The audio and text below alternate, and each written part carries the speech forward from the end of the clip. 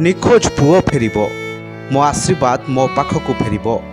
माँ माँ डाकी पाखकु पुणी दौड़ी आसिबो पुणी सबु जिनिस पाई बापा माँ को पाखरे अझट करिबो एपरि भाबी पुओर फेरिबा बाटको चाहि बसिथिले माँ हेले दैव हेला निष्ठुर बापा माँ को ठारू तांको नाबालक पुओ को छड़ाई नेला खाली करिदेला माँर कोल 7 दिन परे निखोज पुओर मृतदेह पाइखाना टांकीरू मिलिबा परे धैर्यहरा होई पड़िछंती बापा माँ कांदी कांदी तले लोटी पड़िछंती माँ और बापा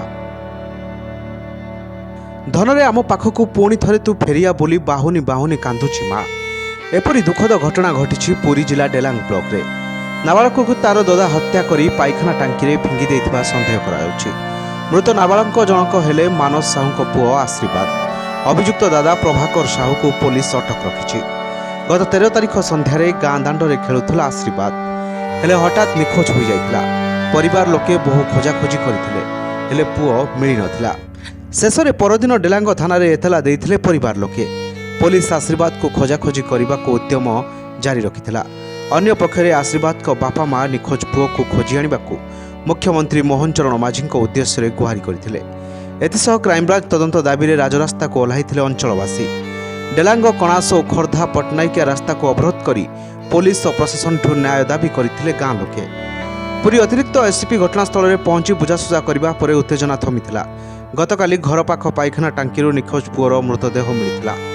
दादा पुतुरा को हत्या करी पाइखाना टांकी रे पकाई देथिबा जणा पड़िछि पुलिस अभियुक्त दादा को अटक रखी एबे पचरा उचरा करुछि